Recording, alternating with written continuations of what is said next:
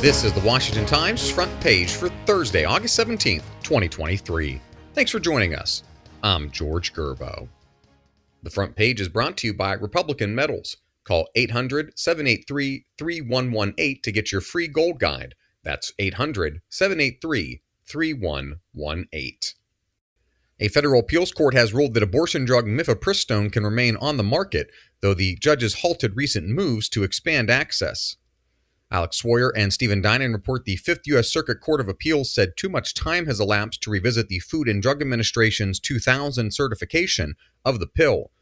The three-judge panel also issued an injunction blocking some of the changes made since 2016 that relaxed rules on access to the pill.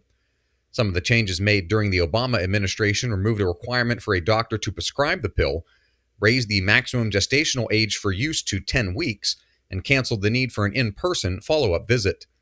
The Biden administration had introduced an option for patients to receive the pill by mail. West Virginia Senator Joe Manchin helped control the fate of the Inflation Reduction Act passed through Congress last year. But despite his role, Ramsey Touchberry reports Manchin runs hot and cold on the law, threatening to repeal it on some days and singing its praises on others. Manchin leaned toward praise this week on the one-year anniversary of the bill, calling it one of the most historic pieces of legislation passed in decades for working and middle-class families. At the same time, Manchin said the Biden administration hijacked the law to carry out a radical climate agenda that will harm West Virginians. Manchin is emblematic of the complicated politics of the law. President Biden insists it's paying dividends, though voters give little credit to Democrats. Former President Trump is dominating the polls and overshadowing his rivals in Iowa, but some Republican caucusgoers have a lingering sentiment that it's time to turn the page. Seth MacLachlan reports some Trump voters from 2016 and 2020 are tired of his behavior and broadsides against fellow Republicans. They're also concerned that his growing list of charges and indictments will make it more difficult to achieve their goal of replacing President Biden. The reluctance about Trump, who holds a substantial lead in polls, creates an opening for his rivals 5 months before the first-in-the-nation Iowa caucuses.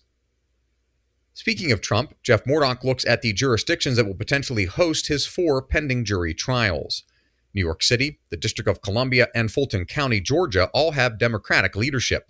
Trump also faces criminal charges in South Florida, where the jury pool will depend on which courthouse hosts the trial. U.S. District Judge Eileen Cannon, who is overseeing the case, has been holding pretrial hearings in Fort Pierce. If she keeps the trial there, jurors will be selected from 5 counties that Trump had previously won in the 2020 presidential election. The front page is brought to you by Republican Metals. Currency change is coming, and Republican Metals believes you need to protect your savings now. Call 800-783-3118 to get your free gold guide. That's 800-783-3118. And finally, senior South Korean officials are warning of a human rights issue in China, where thousands of North Korean defectors may be forcibly returned to face dire punishments. Andrew Salmon reports North Korea is expected to reopen its borders, resulting in forcible repatriations.